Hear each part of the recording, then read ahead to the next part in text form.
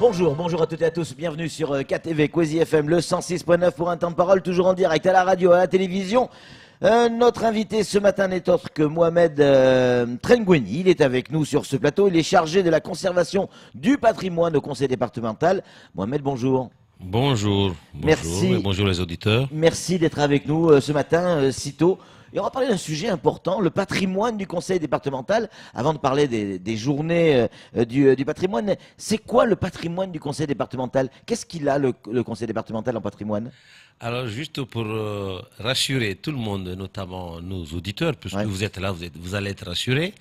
Le département, c'est le département de Mayotte. Toutes les missions du département, c'est pour les Mahorais. Quand on va parler du patrimoine du département... On parle du patrimoine des Mahorais. On parle du patrimoine des Mahorais.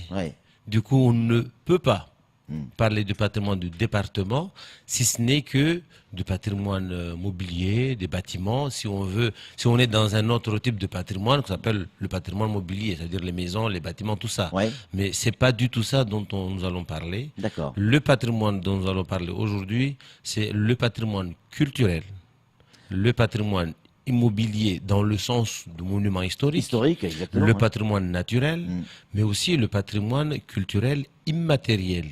Alors c'est quoi le patrimoine immatériel, Mohamed? Le patrimoine culturel immatériel, c'est tout ce que nous ne pouvons pas toucher par la main. Par exemple, la manière dont Patrick réfléchit sur la parole. Ça va aller vite, ça. C'est quelque chose qui est très vite fait. Ça veut dire que il a sa manière de faire, de penser, de réaliser dans sa pensée. Et quand il s'exprime en français, c'est parce qu'il est français, c'est parce qu'il a appris le français. Donc le patrimoine culturel immatériel, ce sont les connaissances, ce sont les représentations, ce sont les croyances et tout ce qui va avec. Donc patrimoine immatériel, ça ne va pas tout seul. C'est aussi accompagné par le patrimoine matériel. Par exemple, la manière dont les femmes ou les hommes chantent ou dansent, c'est un savoir-faire qu'on peut identifier comme patrimoine immatériel. C'est la culture de Mayotte. C'est la culture de Mayotte. La culture de Mayotte, c'est aussi le patrimoine de Mayotte. C'est exactement ça. Donc il y a pas. Mais ça peut aller jusqu'à la nourriture, la gastronomie, le chant, la danse, tout ce que nous faisons dans la vie de tous les jours. C'est pourquoi j'ai pris l'exemple de Patrick avec sa langue. La parole que vous utilisez tous les matins, c'est un patrimoine. Quelqu'un qui ne sait pas parler français n'aura pas ce patrimoine-là. C'est comme les contes. C'est comme les contes qui sont développés, qui sont connus parce qu'il y a d'autres vertus avec des chercheurs qui se sont mis derrière le conte pour nous expliquer d'autres choses autour, c'est-à-dire qui est conteur, pourquoi on compte, quelle est sa valeur dans la société, quelle est sa fonction. Et donc, le patrimoine du département de Mayotte englobe tout cela. Alors, on sait que la société mahoraise est une société très orale, on va dire, sur le principe. Comment on arrive à conserver un patrimoine immatériel? Eh bien, justement, défini comme tel, un patrimoine immatériel a plusieurs caractéristiques. C'est ce que les personnes font sans pour autant calculer. C'est ce que les auteurs nous disent, ça veut dire que ce sont les connaissances acquises, les connaissances déjà intégrées, d'où la socialisation importante, mais qui se manifestent naturellement ou inconsciemment. D'où l'expression, ce qui se conçoit bien s'énonce clairement. Lorsque vous ne savez pas faire la cuisine avec du curcuma ou avec salé, vous ne savez pas le faire, et même si vous voulez le faire, vous le ferez mal. C'est un patrimoine, c'est un savoir-faire. Donc ça s'exprime en fonction de l'endroit, du moment, mais comment on arrive à le conserver? Est-ce qu'il y a un endroit, par exemple, des archives qui... La deuxième caractéristique, c'est son expression elle-même. Et la troisième caractéristique, c'est sa transmission de génération en génération. C'est faire vivre pour préserver. C'est-à-dire, l'objectif, c'est pas de le faire vivre, mais dès qu'on constate que c'est quelque chose qui est régénéré dans chaque génération, ma grand-mère l'a fait, mon grand-père le fait, mon père continue à le faire, moi je le fais parce que ça a fait partie de notre éducation. Du coup, dès qu'on constate que c'est une pratique qui se fait de génération en génération, sans avoir autant mis en place une grande école de patrimoine, c'est que c'est la société qui reproduit. Et si c'est la société, les membres de la société organisé dans un but bien précis par rapport à leurs croyances, eh bien ça c'est un patrimoine. Si c'est quelque chose que vous mettez en place en disant nous allons danser, nous allons improviser quelque chose, on va le faire, finalement vous le faites parce que vous l'avez appris. Si c'est pas reproduit ou ça n'a pas été pris vers ou de la génération ascendante, eh ben, ce n'est pas un patrimoine. C'est quelque chose de culturel.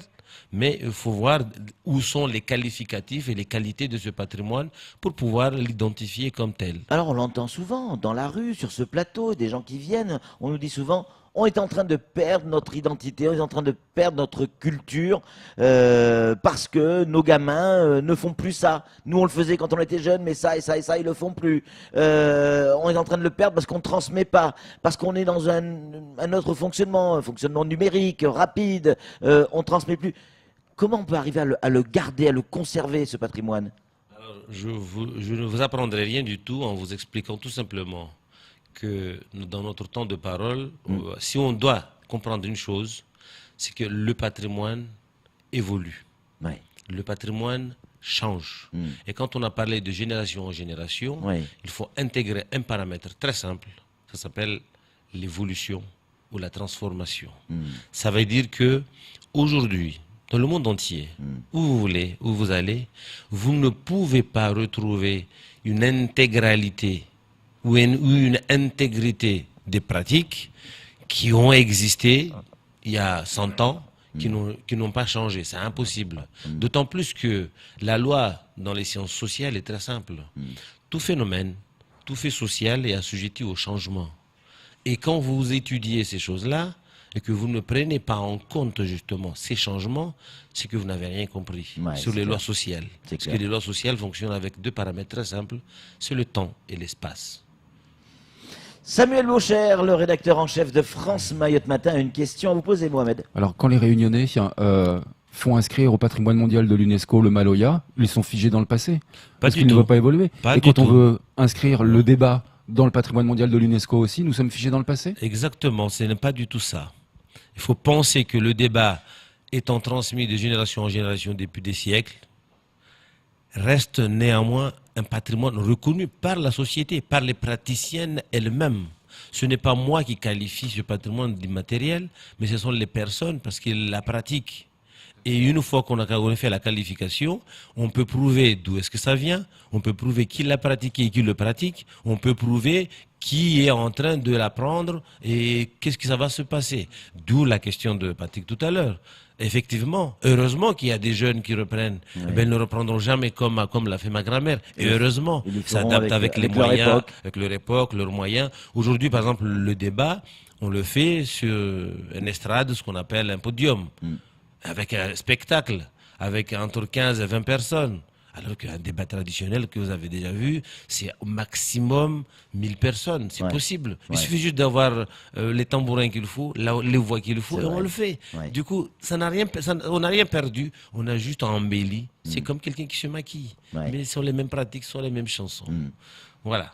Quand on parle de patrimoine, donc là on va sortir de l'immatériel et de la culture, souvent on pense, et vous l'avez dit tout à l'heure très justement, au terrain, à tout un tas de choses, mais sur le plan culturel, à l'usine sucrière, on pense à... Et en fait on a l'impression que le patrimoine culturel matériel, c'est toujours la même chose. On a l'impression que ça aussi c'est figé dans le temps et qu'on n'a pas vraiment découvert autre chose. Heureusement. Sinon, ce ne serait pas matériel. Eh oui. L'immatériel, on ne le voit pas. Ça évolue, on l'étudie, on doit le comprendre dans les pratiques. Le matériel, on doit le prendre dans le contexte. Aujourd'hui, une usine sucrière qui n'en est pas une, parce que c'est des vestiges à Mayotte, il faut aller dans le contexte. Ça veut dire qu'au 19e siècle, vers les années 1846, lorsque les promoteurs sont arrivés pour développer l'économie, ils ont mis ça en place. Au fur et à mesure que la conjoncture est arrivée, on a vu la déchéance des usines. Mais aujourd'hui, ça reste un patrimoine matériel parce qu'on doit comprendre l'historique de leur installation, on doit comprendre les motivations du travailleur, on doit comprendre l'intérêt économique derrière, on doit comprendre l'installation géographique et pourquoi tel endroit, pourquoi pas tel autre. Mais c'est ça qui fait qu'il soit un patrimoine. Du coup, quand on voit que le bâtiment, qu'un minaret, ou qu'un mur, on se dit, mais pourquoi à chaque fois on parle de ça? Mais parce que derrière, il y a tout un pan d'informations. C'est ce que Marcel Mauss a appelé le fait social total. Nous ne pouvons pas juger un élément de par sa conjoncture économique. Il y a aussi d'autres paramètres qui sont dans la société avec des personnes qui étaient là. C'est ça le plus important. Alors moi, ça m'interroge, ça m'interpelle. Avons-nous honte à Mayotte de notre histoire et de notre passé? Parce que quand je regarde le patrimoine matériel que nous avons et le si peu d'entretien que nous lui donnons, que nous lui offrons, on a envie de l'effacer, visiblement. Les usines sucrières, c'est une chose. Je pense à la maison du préfet en Petite Terre, la maison du gouverneur, bien sûr. Sur la hauteur de la Convalescence. Ça fait mal au ventre quand même, ça, Mohamed. Oui, tout à fait, tout à fait. J'espère qu'on aura le temps de parler de nos programmes, mais la question que vous posez, elle est encore intéressante. Je pense que peut-être une autre émission spécifique là-dessus pourrait être intéressante. Par contre, pour répondre en bref, personne qui connaît son histoire n'a honte de son histoire. Bien sûr. N'a honte de l'histoire de Mayotte que les personnes qui ne la connaissent pas. Lorsque vous savez d'où vous venez et qui vous êtes, vous avez peu de chances de vous haïr. Non, c'est clair, donc, mais quand on voit le patrimoine qu'on a, le peu de patrimoine, la question de ça est juste. Donc la question, elle est simple. Ouais. Aujourd'hui, c'est quoi ce patrimoine, son histoire? C'est ce que j'ai dit tout à l'heure. C'est qui l'a installé? Ce sont des gens qui sont venus, qui ont dit, il faut qu'on fasse ça à Mayotte. Les colons. Les colons. Appelons un chat un chat. Donc, si les colons, aujourd'hui, ils ont délaissé le bâtiment et que la population mahoraise aujourd'hui ne reconnaît pas forcément ce bâtiment comme le sien, il y a peu de chances qu'ils en prennent soin. Donc il va falloir qu'aujourd'hui, tout le monde, le département, l'État, les communes, et les associations qui s'intéressent à ça d'ailleurs, se mettent ensemble pour dire c'est un pan de notre patrimoine, que ce soit envoyé, fait par des colons, c'est pas le problème. C'est notre histoire. C'est notre histoire. Donc personne n'a honte. C'est la méthode et la manière et l'intérêt que chacun trouve dedans qui fait que... Il y a un programme chargé pour transmettre, écouter, comprendre ce patrimoine culturel. Et ça commence bientôt, dès cette... Ça commence dès maintenant, parce qu'on en parle. Oui, non, mais les journées, je crois qu'elles commencent au week-end. Hein. Alors, les journées, c'est le week-end. Alors, juste pour repréciser, les journées européennes du patrimoine, c'est un événement national. Et aujourd'hui même international, puisque ça s'appelle journée européenne. Et l'intérêt de ces journées, elle est simple. Ce n'est pas pour occuper la galerie ou pour manifester quelque chose, c'est permettre à tout individu vivant sur un territoire dont les responsables ont compris l'intérêt de leur patrimoine, encore une fois, de montrer l'existence de ces patrimoines, la particularité de chaque type de patrimoine, et de susciter à travers des publics, notamment les scolaires, puisque c'est la rentrée scolaire, pour que quand ils vont arriver ici, voir ce qu'il y a à Kouizi par exemple, qu'ils puissent ensemble, avec les instituteurs et les professeurs, dire cette année on va peut-être faire un programme sur la télé. C'est-à-dire le patrimoine, c'est un moment de... La journée du patrimoine, c'est un moment de découverte qui est mis au début de l'année scolaire pour permettre aux gens de pouvoir travailler dans leur école et autour des projets d'organisation scolaire, autour des PAO si vous voulez. Donc ce qui fait que c'est pour cette raison que c'est toujours au mois de septembre. Et chaque année c'est toujours soit le 15-16, soit le 16-17 en fonction des samedis et dimanches. Ça prépare l'année tout entière. Ça prépare l'année tout entière. Ça c'est la philosophie de l'État. C'est donc un moment important. C'est un moment très important. Donc aujourd'hui on prépare un programme effectivement au niveau du département qui a pour objectif de montrer justement un autre pan du patrimoine qu'on ne dit pas, qu'on ne montre pas tous les jours, d'où le patrimoine immatériel. Donc ce sera autour d'une conférence qui aura lieu donc le samedi matin à l'hémicycle Bamana à partir de 8h. On accueille tout le monde. Il y aura un petit déjeuner. C'est important de le noter pour les gens qui dorment tard comme vous et moi et qui se réveillent. Il y aura du jus d'orange. Il y aura du jus d'orange. Justement pour le réveil. On y sera. Et l'objectif, c'est de montrer une chose et ses contours. La chose, c'est quoi?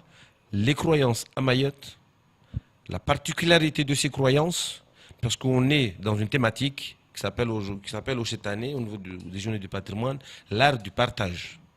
L'art du partage, à Mayotte, elle est particulier. C'est quand même intéressant de le savoir, c'est que Mayotte ne s'est pas faite d'un jour, pendant un jour. Il y a eu plusieurs civilisations.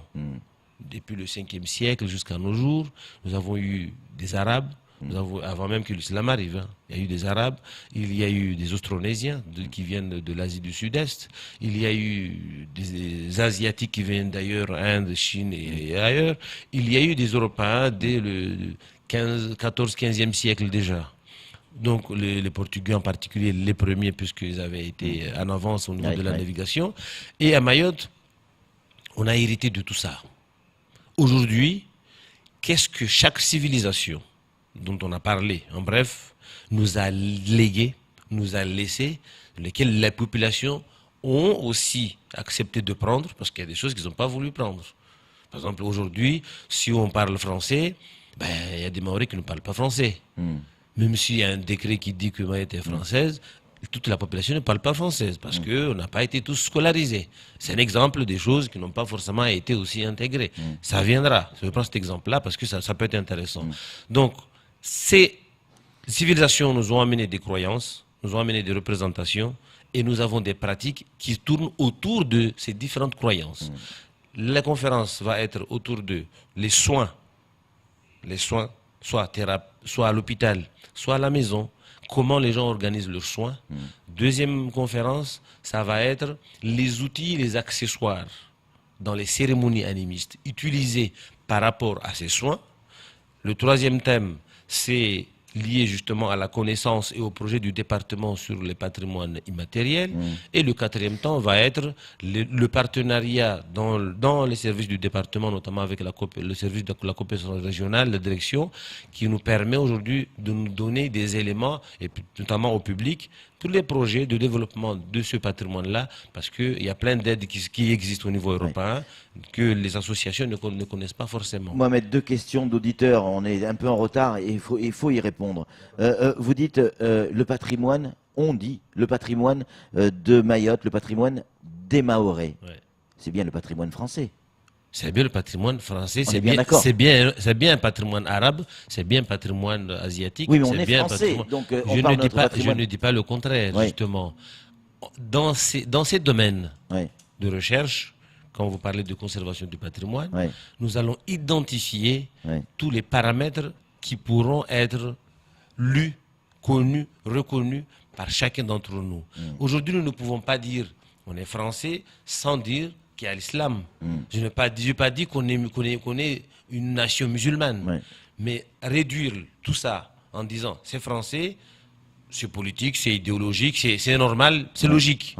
Mais ne pas oublier que lorsqu'on est dans le patrimoine, il n'y a pas que la France. Encore une question d'un auditeur, c'est la dernière, et on essaie d'y répondre vite, s'il vous plaît, Mohamed. Bon, c'est un peu tendancieux, je ne sais même pas si je vais la poser, mais bon, on y va quand même, hein, puisque vous insistez. Les terrains du conseil départemental, c'est aussi un patrimoine. Tout ce qui existe sur le territoire est patrimonial. Donc la question c'est, les terrains occupés par les clandestins seraient-ils aussi les patrimoines du département? Bah, si le terrain, on est hors sujet, mais c'est pas grave. Si un terrain a un titre qui appartient au département, c'est le patrimoine du département. Si un terrain appartient à une collectivité, la mairie, c'est un patrimoine de la mairie. Si un terrain appartient à l'État, c'est le patrimoine de l'État. Donc il n'y a pas que le département qui a un patrimoine. Et les problèmes du département font partie de son histoire. Évidemment. De son patrimoine. Évidemment. Tout est lié et je pense que réfléchir dans un ensemble, c'est plus cohérent si on veut comprendre et que délier les choses n'est que source de problèmes et d'interrogations sans réponse. Merci mille fois de votre passage sur notre plateau. On y sera ce week-end dans l'hémicycle Bamana. C'était un plaisir, merci. Et si vous êtes d'accord, vous reviendrez pour parler histoire cette fois-ci, parce que c'est aussi notre patrimoine. L'histoire de Mayotte, c'est aussi notre patrimoine. Merci mille fois. C'est tout pour ce temps de parole. Tout de suite, la suite de nos programmes.